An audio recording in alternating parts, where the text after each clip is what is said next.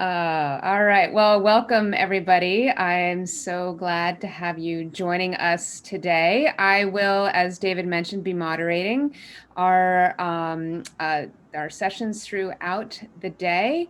And a little bit about me. I am on the board of the Paid Search Association. I was until a couple of months ago editor at Search Engine Land, and have been sort of taking a little bit of a breather, but keeping up to speed as best I can on the paid search news of the day, and been doing some consulting and managing some accounts in the meantime. So I am very excited for today's lineup. We have a really great mix of content today. So we'll be hearing first from Kirk Williams of Zato Marketing. He's going to be talking about Google Shopping. And then we will be hearing from Lisa Ressler, who's going to be talking about Pinterest ads. Dwayne Brown will be diving into both Snapchat and TikTok. So that's going to be really interesting. And then Quora, especially if you're in B2B, you don't want to miss the Quora session with Andrea Cruz. And then at the end, we're going to have a panel discussion with everybody. So as David mentioned, feel free to put your questions in that Q&A panel in the bottom of your screen. And if the speakers don't get to your questions during that session, we'll try to loop back and get your questions answered at the end during that panel discussion. And of course, keep the chat going throughout the day. You can message individuals or the whole group, and keep that conversation going in the chat. So without further ado, I think I've checked off everything. Oh, just a quick thing about the Paid Search organization. So this is a industry organization that was started a couple of years ago now, and it is dedicated to serving the search advertising field. And a lot of the people that you're going to be hearing from today are board members. And we just this week, thanks to Melissa Mackey, have kicked off a pilot program for mentorship. And so if you are a relatively new to paid search or paid social, this is a really great opportunity to learn from some more seasoned practitioners. And Kirk actually is part of this pilot program. So if you want to learn more about that and about membership, you can find that at paidsearch.org. All right, so let's kick off and welcome Kirk Williams of Zato Marketing, who's going to be talking about Google Shopping. Welcome, Kirk. Thanks, Jenny. And in typical fashion, so as the first guy of the day, I'm having tech issues already. I apparently can't share my screen, and I apologize. I'm not sure what to do about that. It says that attendees cannot share their screen, and I believe I used the proper login that was sent as for a panelist. Okay. Yeah. Let me try to fix that. Okay. So there you go. Classic Kirk, I guess. I can Classic Kirk. And if we can't figure out in the next couple of minutes, I can at least get started while we're figuring that out. Try it now, Kirk. I just elevated your status. Oh, there it is. Status elevation completed. Can you see it? All right. Yep. Yes, excellent. Cool. Okay, well, yeah, thank you so much. We'll be talking shopping ads today, which is awesome because that's like my favorite thing to talk about. However, I will say that there's going to be a giveaway at the end of this time. So make sure you stay around because I'll be giving something away as it pertains to shopping ads in my very last slide. So, hey, if that's not a way to bribe people into sticking around, I don't know what is. So as we think through shopping ads, if you are newer to this and you are an e-com, what we've typically found at this point is if you're not spending the majority of your budget on shopping ads in terms of search and shopping ads, that probably you're missing out already. So one of the first things I think to focus on is if you've not taken shopping ads real seriously up until this point, your competitors probably are. And so it is worth investing more into it and figuring more out as Google really does shift a lot of their e-com SERPs more and more to focus on shopping ads. Now, as we think about shopping ads, this is like what we know and love, right? We see the shopping ads that we're used to. It's in Google search results, Microsoft ad search results.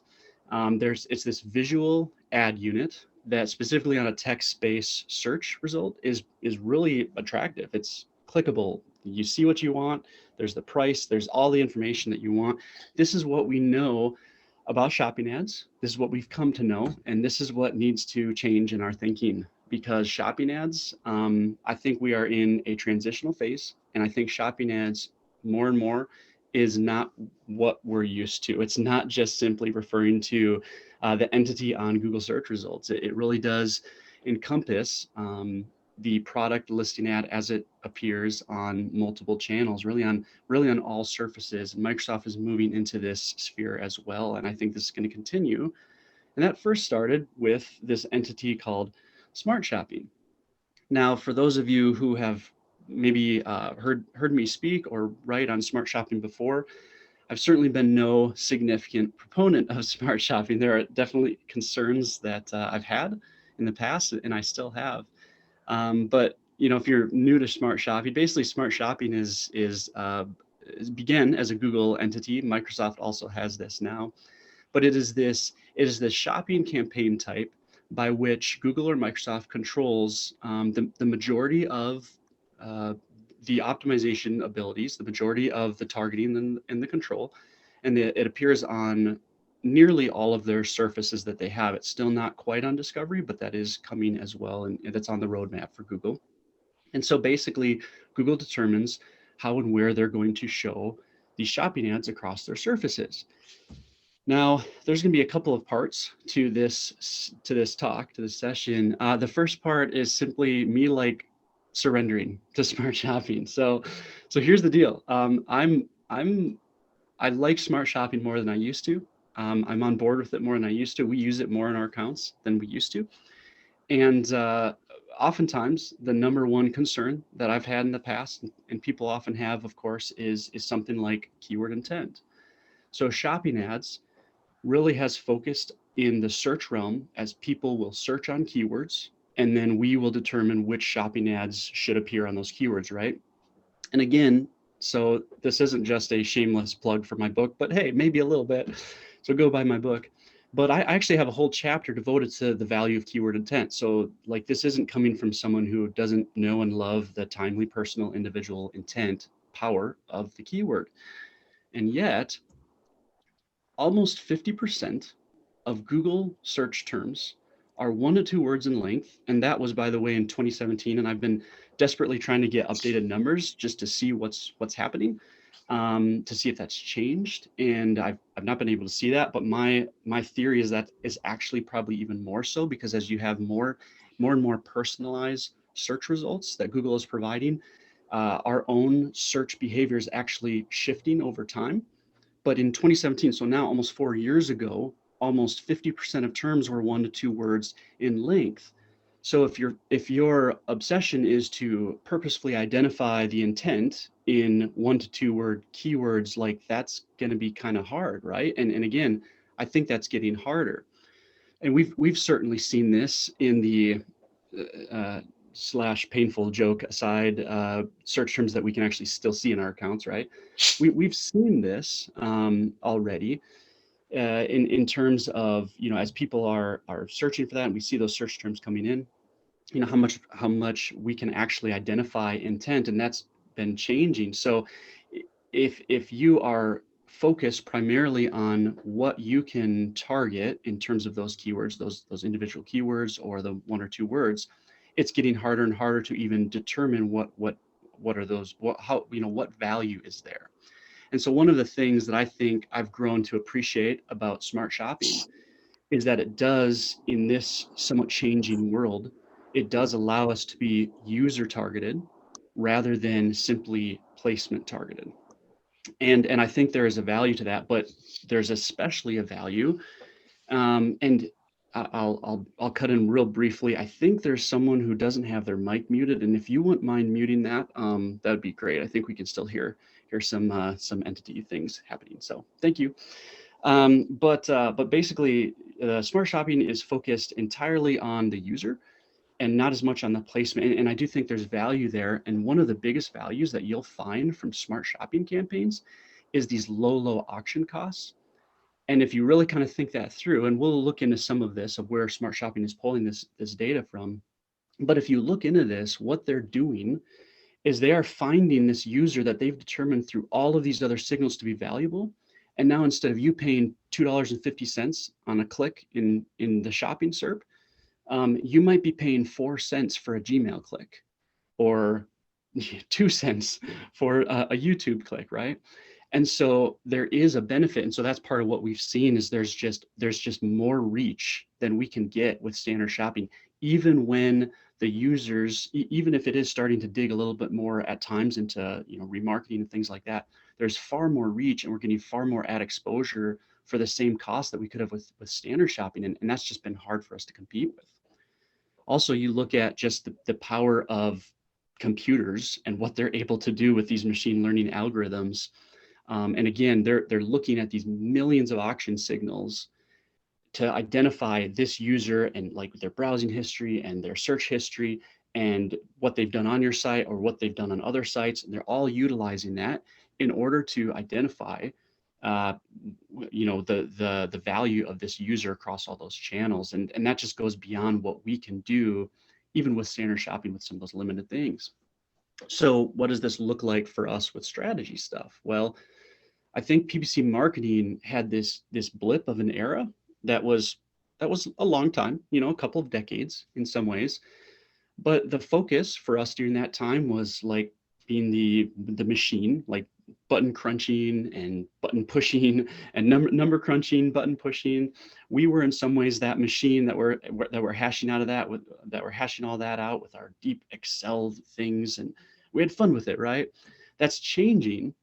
And I don't think that's necessarily a bad thing either.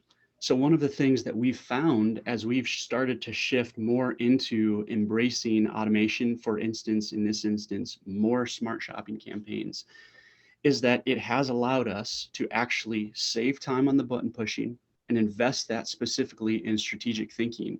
And that has had specific ramifications. When we are no longer focusing our time on, hey, going in there and adjusting a few product group bids to this, that, or the other bid based upon, well, the past 60 days of this hour of the day, like, let's go ahead and raise that 10%. And then we might look at the data again and adjust that in the future. When we're letting the machine determine that as an auction-based thing, based especially on the user and all of those signals, then all of a sudden we have time to talk more to the client, to get more of an idea of their strategy, and to really think through what I like to call the magic wheel of optimization, all right? So this is how we think, and I think this is how we need to start shifting our thinking, specifically in shopping ads, but really in automation in general. And that is that we are consistently strategically thinking about how the machines can work, implementing that, and then reanalyzing it and resetting the machines. And I really do think that's important. That's why there really is not a set it and forget it, even to something as automated as smart shopping campaigns, because there are always things that we can do to analyze it and kind of refocus the machine, whether on a different custom label or what have you. And we're gonna discuss some of that.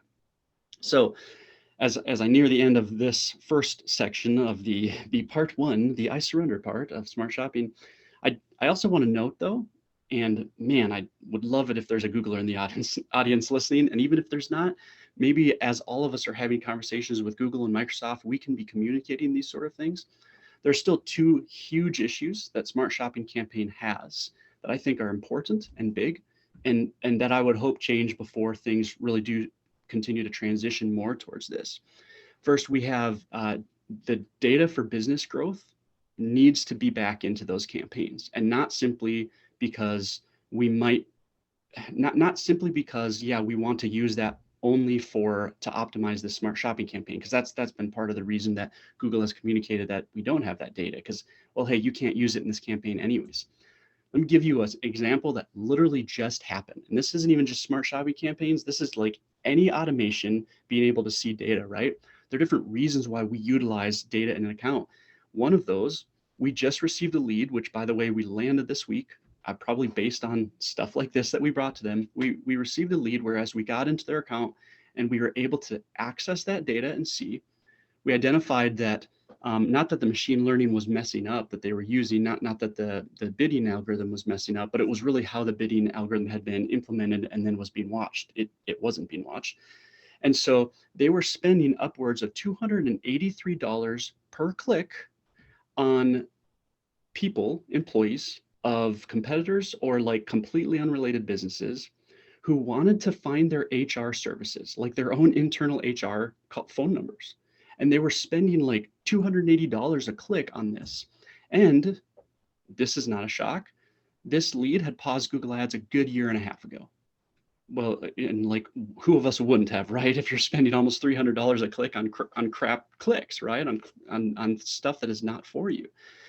And so we took the data that we had and we were able to convince this lead into basically giving Google another shot. And it was for Google's benefit, it was for our benefit, it was for the lead's benefit. They're going to give Google Ads another shot. We would not have had access to do that without that data. So that's just one example of a way that we use data. You also can use data a ton of other ways to inform your SEO title building, inform your landing page building. We probably all know that, right? But data really is important. And so we do need that back in smart shopping. And so one takeaway from that, if you are in shopping and you're thinking about getting rolling, especially if you have like a new brand, I actually would not suggest you start only on smart shopping first, and simply in some ways only because you really do need data for broader business decisions and growth. You need to think that through. So I would recommend beginning a little bit more with some advanced standard strategies, along with some smart shopping SSE testing as well, because you don't have that data. And then just the second thing I'd love for smart shopping to change would be giving us separate targets for visitor type. So oftentimes we have ROAS targets that are going to be separate based upon just a completely cold audience and then a warmer audience. And I'm not even necessarily talking about remarketing or not. I'm not talking about the new customer acquisition goals within Google Smart Shopping, because those are still based upon purchasing. I'm just saying, hey, we want to be able to target and to tell Google, hey, if this is a cold audience, then aim for a 200 ROAS. And if it's a warm audience, aim for a 400 ROAS, right? Just give it basic different signals. I think if we could have those things, I think smart shopping would really be ready for prime time. Okay, so based on what we do have though, how should we manage shopping ads in 2021? And we're going to start getting into some practical tips real soon here. So first, 2016 account strategy and before, it was like standard only is really all we had. I see 2019 and 20 as like standard plus. So it was standard shopping and that was still working great. And our advanced strategies were working great, but we were beginning to layer on smart shopping. What we are beginning to do, and what I would encourage you to begin thinking about, would be to begin incorporating a smart plus strategy. So we've started to lean more and more. We continue to test, and we've just seen smart shopping continually outperform even exceptionally complex and great standard strategies that we used to see outperform smart shopping. We've started to see that reverse and flip. And so we've begun to transition to most of the time like a smart shopping focused strategies, as well as layering on then standard as well. And what I would recommend is figuring that out before like Google and Microsoft do transition to a smart only. I'm not a prophet. It'd be great if we maintain some sort of control. But the fact is that smart shopping and standard shopping campaigns have separate engineering teams and a separate code base. And so at some point, like probably the best advice I can give to you would be, hey, if you've not really focused on smart shopping, I think it's time to really begin investing in that and thinking through that before that transitions away from you and you're caught off guard. Okay, so part two then, let's actually look through some specific smart shopping tips that I have from you. And I'm going to try to blaze through these so I don't go over time here. Look, I think I have about 10 minutes left, but so here are a few thoughts. So just basic random tips if you want to do smart shopping better. The first is just how you think about ROAS and budget needs to be this balancing act, and it needs to be more like the pirate code. Remember that in Pirates of the Caribbean? Where the captain says, the pirate code is more general guidelines than actual rules anyways. And I love that. And that's how you need to think about ROAS targets and budgets. And it's really frustrating and it's stupid, but that's the way it is. So as well, like once you can start to transition to thinking about balancing your ROAS budgets rather than like aiming at a specific target, I think that's really important, because those are the levers that you do to like to increase your spend or your traffic, or like to decrease it. And as long as you kind of think through it as they're not the actual entities that you're likely going to be hit, I actually think you're going to manage smart shopping better. When you are first starting out by setting your ROAS targets, do expect your CP seasons traffic to fluctuate quite a bit. You're going to see some really crazy traffic numbers, but oftentimes that's because, you know, Google might be like digging into a bunch of Gmail ads or whatever it might be, where your cost actually might still be right on track with what you want to spend, but you'll see like traffic spikes. You know, you can check with Google just to make sure you're good with your rep, but more often than not, that's just simply them testing in that learning period. And then do think with your ROAS targets, as you're thinking through account structure, do think about how you're grouping your products together to make sure that you are thinking well about the account structure. And we'll talk a little bit more about that, but it is allowing you, with the mechanism that you do have, which is primarily budgets and ROAS targets, it's allowing you to group those together. All right, so another thing that you want to do is to balance stability and experimentation. I think this is a broader machine learning point, not simply smart shopping campaigns. But like when you get an account, especially a new account that you've just been handed, like there's a time for maintaining stability and not necessarily making changes, even if that's what needs to happen. And there's a time for blowing up the account, if you will. If you've run PPC, you know exactly what I'm talking about. And this is one of those times where you, as the human expert, you're actually essential, because sometimes you got to make that call. Like sometimes shocking the system and completely changing that feed is like going to kill the account, and sometimes it's going to save it. And I think this is the value of someone who knows what they're doing with automation, machine learning. One rule that I like to follow that I think is really a helpful one is, if the account that you've just taken over is currently performing well, then my biggest recommendation to you, especially in the shopping ads realm, would be to not completely overhaul the feed and the campaigns all at once, like you might be tempted to do, even if they're not set up the best way that they can be. But my recommendation would be to be testing and to shifting things over time. And one of the ways to note that would be something like product variance. So you might be tempted in an account to take, maybe they're running parent products, and you say, hey, there's a ton of product variance that would be good to focus on. But in switching over the feed completely to those and potentially resetting item history within Google Merchant Center, like again, you're kind of shocking the system there, which sometimes you need to do, sometimes you need not to do. So one tip I have for you there is, and this is the way to think about, I think, shopping ads and kind of maintaining that stability as you do that experimentation, is to keep your parent IDs as your original item IDs, lump those into a custom label. So attach a custom label in those that you're still sending in the feed, and leave those in the original campaigns that were there. And then, so you kind of have this consistency, and then you take the new variant item IDs, add them in, and you have these new campaigns that you're testing and transitioning to more and more budget over time. So that's just one example of really kind of using the wheel of optimization, of kind of rethinking and resetting and adjusting, handing more budget off to it over time, and kind of continually rethinking about that. Okay, so custom labels then. Custom labels are probably no shock to you, so we won't spend a lot of time on it, but here are some of my favorite custom labels. So, definitely if that is something you're interested in, screenshot this, you can refer back to it. One thing I will point out is that the 0-click custom label, I'll just note that one because that's not a super common one, but that is really awesome because you can grab those products within Google Merchant Center that have not accrued any clicks. And possibly the reason for that is that the machine has determined that those click products, that there are other products maybe that are more valuable for them that they see with your ROAS and your budget targets, and that's what they're trying to show on. This allows you to see those products with only the 0 clicks, and to kind of give them another chance to hit it. And you might be surprised how that performs. Again, I keep going back to it, but that's because I do think that's the way you think about this. You try a custom label with some other campaigns. If it doesn't work, you try another custom label. Kind of consistently rethinking and re-strategizing is key. Dynamic prospecting.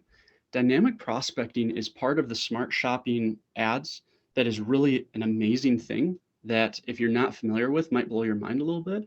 We are familiar with dynamic remarketing, which identifies returning users and shows them specific products based on their visit history on your site. So if they visit that specific Nike trainer's shoe, then that specific shoe will show to them on those ads across the web on their display campaigns. Dynamic prospecting goes one further, and it's not returning visitors. It's not visitors who've ever been to your site, but it's utilizing these amazing things that they grab on the user to show them those specific products that they anticipate will be interested in that.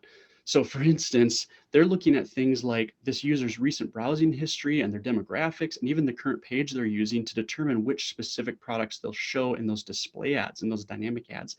And it's just remarkable that they can do that. So as a really oversimplified example, you might have someone who is very interested in like yellow trainers, right? They're super interested in that color. They love yellow trainers. So they're on Nike and they're on Adidas. And if a newer brand is running smart shopping, then Google is looking at that user's browsing history, and they say, hey, this new brand, we should show this person, we should show them the ad of your shoes. And since we know that they love yellow trainers, we're going to show them all your yellow trainers, and that's how we're going to select the products for that dynamic ad. So it's just this really remarkable utilizing that information about the user, and that's on completely new cold audiences. So really, really cool there.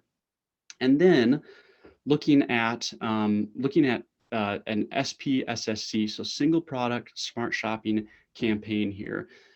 If you are able to test this, I think it's worth a test, but just be cautious about that. So single product smart shopping campaign we have tested, and we have found sometimes it works great and sometimes it doesn't work great, but just a test idea I have for you. So if you do see that you have a product that really does well and it has 100 conversions or more, at least that much per month, maybe test it in its own campaign. And that's because you can target the machine specifically at that key product, but also you can design the ads around that specific product.